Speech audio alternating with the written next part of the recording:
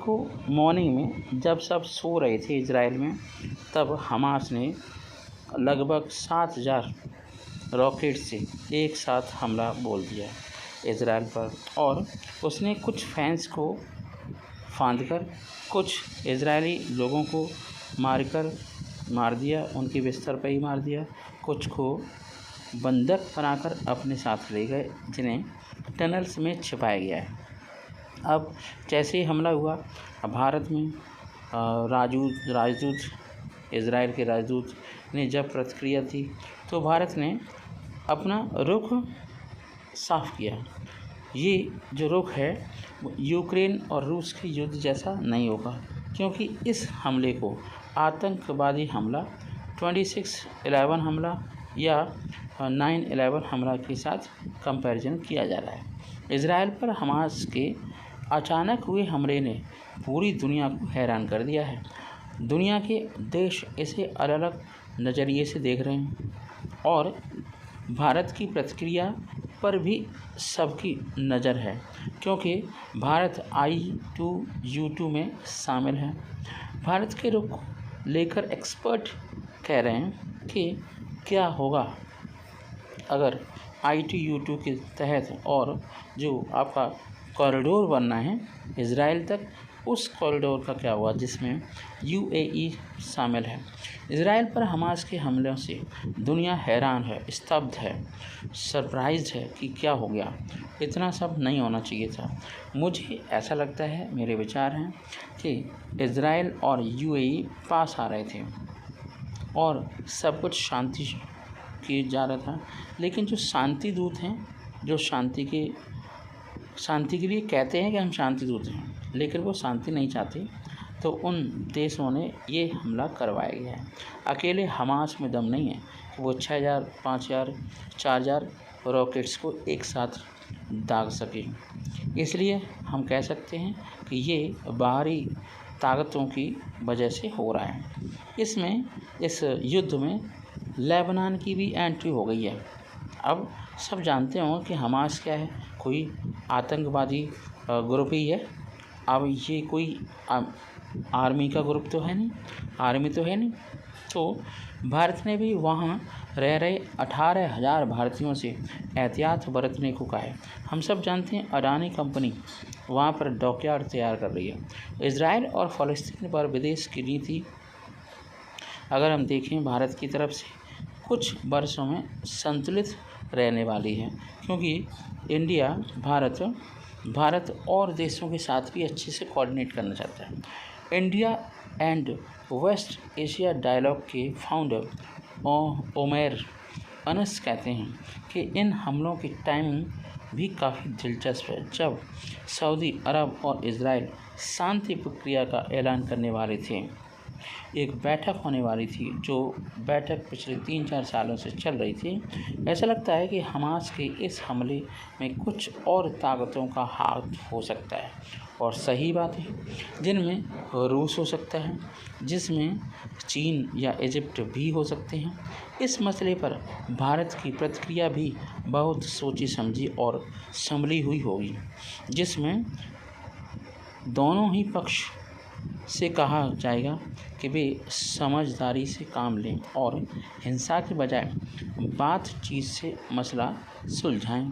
जानकार कहते हैं कि ऐसे में जब Bharat middle east economic corridor पर आगे बढ़ाना चाहता है, इस कॉरिडोर के तहत रोड को बनाना चाहता है और इकोनॉमिक वर्क करना चाहता है, तो मिडिल ईस्ट में एक्टिव रोल सब देख रहे होने वाला है। ये घटना बहुत सारे लोगों के लिए सही नहीं लग रही है, और इस हमले से, इस घटना से भारत के लिए एक धक्का जैसा है।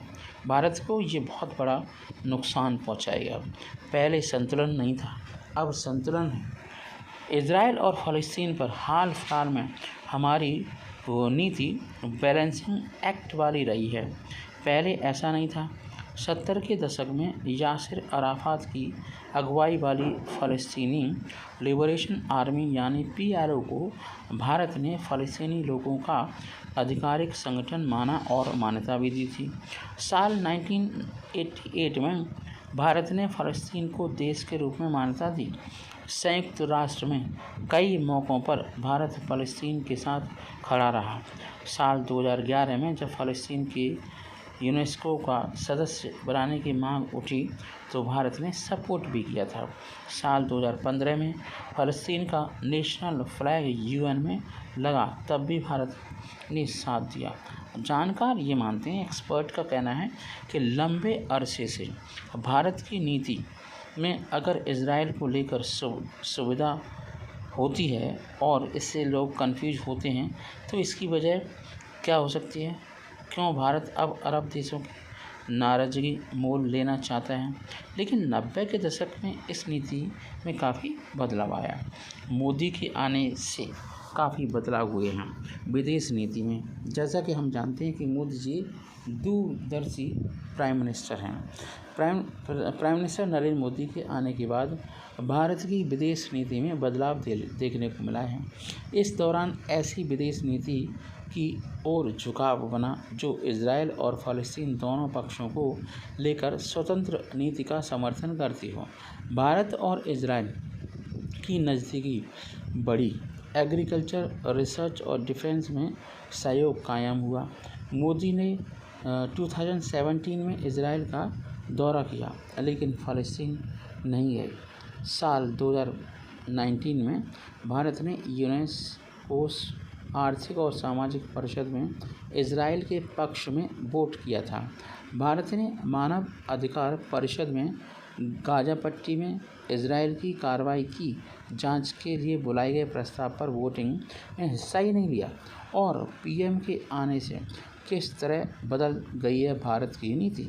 भारत जिस तरह संतुलन नीति अपना रहा है विदेशों के लिए, इसका उदाहरण 2018 में पीएम मोदी के फ़लस्तीनी दौरे से लग गया था। उस दौरान मोदी ने अपने संबोधन में स्वतंत्र और संप्रभु फ़लस्तीन का जिक्र किया था, लेकिन एकीकृत शब्द बयान में नहीं था। इससे संकेत मिल गए थे कि विदेश नीति में बदलाव हो रहा है। खास बात यह है कि मई 2017 में फ़लस्तीनी पीएम महमूद अब्बास के भारत के दौरे में एकीकृत फ़लस्तीन शब्द इस्तेमाल हुआ था।